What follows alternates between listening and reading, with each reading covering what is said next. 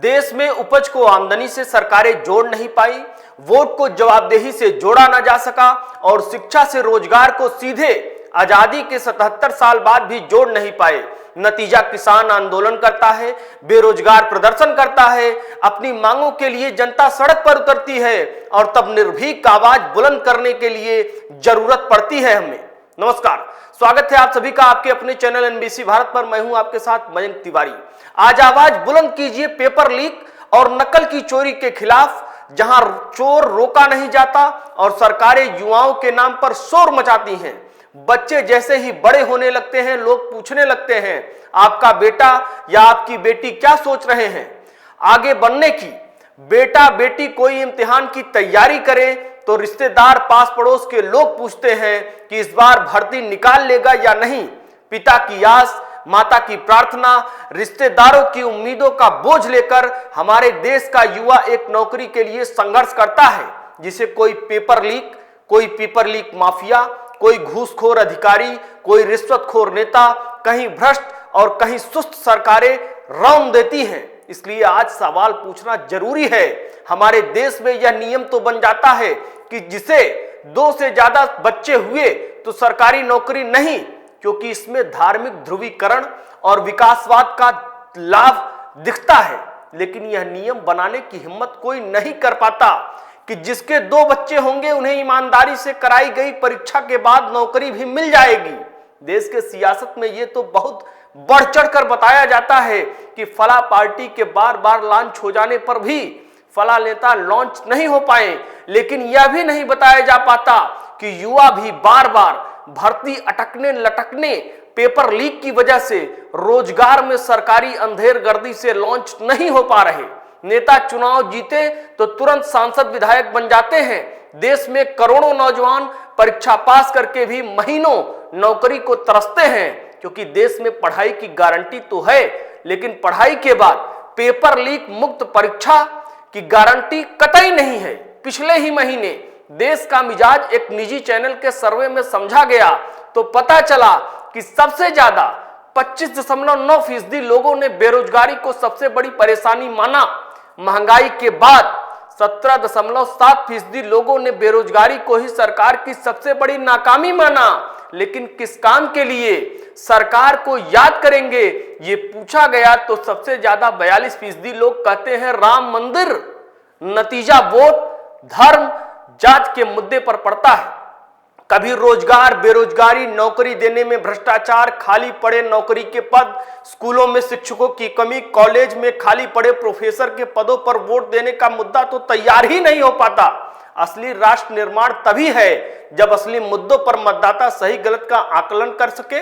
देश में paper leak मुक्त परीक्षा की गारंटी हो, देश में पढ़ाई के साथ रोजगार की गारंटी हो। इन 2 गारंटियों के लिए आज आप आवाज बुलंद करिए। आज उस सरकारी व्यवस्था को समझिए जिसने पूरी शिक्षा और भर्ती व्यवस्था को खोखला कर मारा।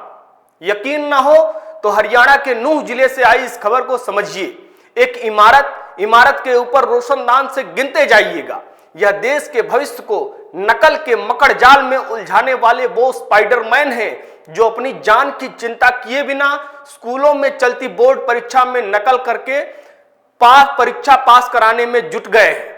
इनकी मेहनत, इनकी लगन, इनकी नकल कराने वाली इस ललित कला को यूनेस्को के पास भी भेजकर संरक्षित कराया जा सकता है। जहां हरियाणा के तावड़ू में बोर्ड परीक्षा में जमकर नकल चलती है, चंद्रावती स्कूल में 10वीं के बोर्ड परीक्षा के दौरान नकल कराने का मानो ठेका उठ गया हो।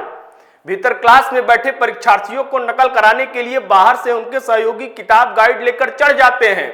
वीडियो बनता रहता है, वीडियो बनाने वालों को गालियां दी जाती हैं, लेकिन हर परीक्षा केंद्र पर वो सुरक्षा होती है।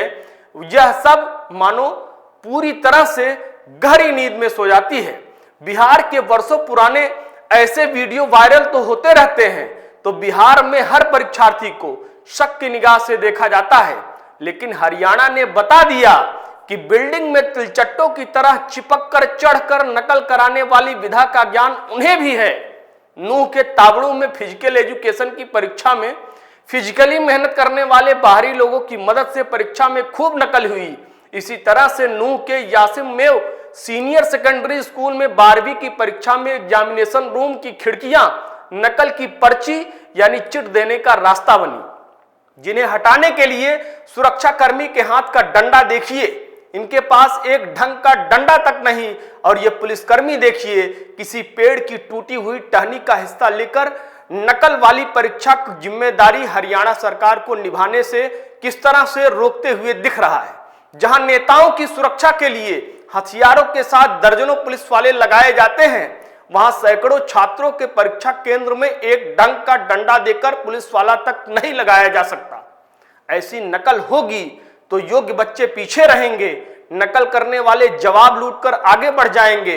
करप्शन की नींव यहीं से पड़ जाएगी, क्योंकि नौकरी के लिए जरूरी शिक्षा व्यवस्था खोखली है। हरियाणा के सरकारी स्कूलों में शिक्षकों की 27,878 पद खाली हैं।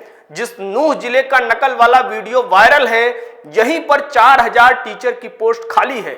शिक्षक होंगे नहीं तो पढ़ाई ऊपर वाले के भरोसे है, बच्चे पढ़ेंगे नहीं तो पास होने के लिए नकल करेंगे ही, जिस पर सरकारी व्यवस्था अपनी कमी छुपाने के लिए आंख बंद करके बैठ जाती है। वक्त हो चला है आपसे इजाजत लेने का। उम्मीद है हमारी रिपोर्ट आपको पसंद आई होगी।